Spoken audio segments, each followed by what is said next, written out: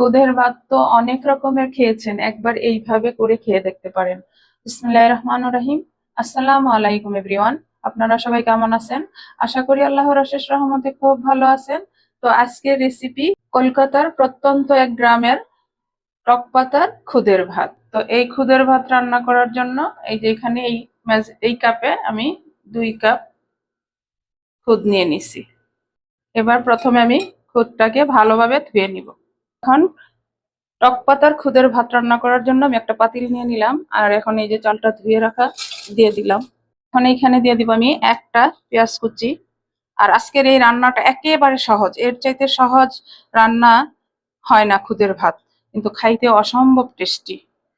আর দিব 3টা আলু এইভাবে কেটে রাখছি এই যে। আর এইখানে 10-15টা কাঁচামরিচ আছে, কাঁচামরিচটাও দিয়ে দিব। এবার দিব স্বাদ মতো লবণ, 1 চামচ রান্নার তেল দিব। এবার এখানে এই যে গ্লাসটা দিয়ে আমি চালটা মেপেছি, এটা দিয়েই আমি 2 গ্লাস চালের মধ্যে 4 গ্লাস পানি দিয়ে দিব। এই যে এখন হাত দিয়ে আর কোনো নাড়ানাড়ি করতে হবে না বা হাত দিয়ে মাখাতে হবে না, এখন সরাসরি চুলায় বসাই দিব। বিসমিল্লাহির রহমানির রহিম। আর ঢাকনাটা দিয়ে হাই ফ্লেমে বলক আসা পর্যন্ত অপেক্ষা করব। এই যে দেখেন, মাশাআল্লাহ খুদের ভাতটা বলক চলে আসছে। কলকাতার স্টাইলে টক পাতার খুদের ভাত। তো বলেন তো আমার প্রিয় ভাই বোনেরা, টক পাতাটা কোথায় আছে? একটু অপেক্ষা করেন। এখন ঢাকনাটা দিয়ে মিডিয়াম টু লো এর মাঝামাঝি রেখে আরো 15 মিনিট রান্না করব।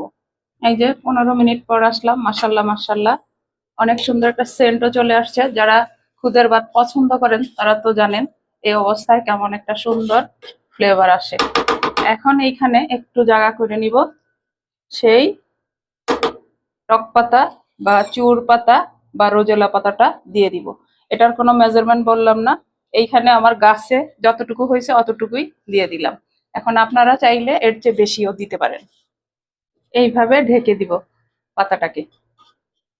ব্যাস, আমার বাসায় তো এটা খাওয়ার জন্য অপেক্ষা করতেছে সবাই, এত মজা হয়। আর আমি আমাকে যেইভাবে কলকাতায় সার্ভ করছিল, আমি ঠিক সেভাবে আপনাদের সাথেও সার্ভ করে শেয়ার করব। এখন ঢাকনাটা দিয়ে লো ফ্লেম করে আরো 10 মিনিট রান্না করব।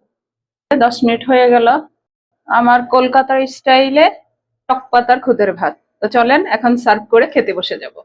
এই যে এখন আমি সার্ভ করে নিব। কলকাতা স্টাইলেই আমি সার্ভ করার জন্য প্লেটটা নিয়ে নিলাম। এই যে এখন সার্ভ করব। বিসমিল্লাহির রহমানির রহিম। এই যে পাতাটা এইভাবে দিয়ে দিব উপর দিয়ে, এরপর এই পাতাটা এই খুদের ভাতের সাথে মেখে খাবে। এই যে এরকম, মাশাল্লাহ মাশাল্লাহ অনেক সুন্দর একটা ফ্লেভার চলে আসছে। টক টক, এটা কিন্তু পুরোপুরি টক হবে না, একটু টক, একটু আলুটার টেস্ট, সাথে তো কাঁচামরিচ থাকবে। এখন খুদের ভাতের সাথে আমরা সবাই জানি কি কি লাগতে পারে, তাই না? তো এর জন্য আমাকে যেমন দেওয়া হয়েছে ঠিক ওইভাবেই দিব। এইরকম একটা ডিম ভাজা, সাথে এখন দিব ভর্তাগুলা। তো প্রথমে এইখানে দিয়ে দিব, আমি হাত দিয়েই দিতেছি। এই যে এটা বাদাম ভর্তা, সাথে যাবে বেগুন ভর্তা, সাথে শুটকি ভর্তা, সাথে রসুন ভর্তা। এইরকম ভাবে আমাকে সাজিয়ে দেওয়া হয়েছিল। তো এটা খাওয়ার মজা অন্যরকম। এই রসুন ভর্তা দিয়ে এই টক পাতার সাথে খুদের ভাতটা যা লাগে, যদি আপনারা বাসায় না খান তাহলে বুঝতে পারবেন না। কারণ আমরা তো খুদের ভাত অনেক রকমের খাইছি, তাই না? একবার এইভাবে ট্রাই করে দেখতে পারেন। যাদের হাতের কাছে এই টক পাতা আছে অবশ্যই ট্রাই করবেন। এটা আমার অনুরোধ আপনাদের কাছে। খেয়ে ফিদা হয়ে যাবেন, এত মজা। তো আমার বাসায় তো সবাই খাওয়ার জন্য অপেক্ষা করতেছে, আপনারাও চলে আসেন। এই রকম খাবার রেখে কিন্তু বসে থাকা যায় না। আর আমার কাছে টক পাতা অল্প ছিল বিদায় কিন্তু আমি অল্প দিছি, আপনারা চাইলে আরেকটু বেশি করে দিতে পারেন। তো যাই হোক, আমি আপনাদের সাথে শেয়ার করলাম কলকাতার প্রত্যন্ত গ্রামে এই ধরনের খাবারগুলা খায় বা আমি খাইছি, অনেক মজার হয়। তো আমি এখন আপনাদের কাছ থেকে বিদায় নিব, আবার নতুন কোনো রেসিপি নিয়ে আসবো। আল্লাহ হাফেজ।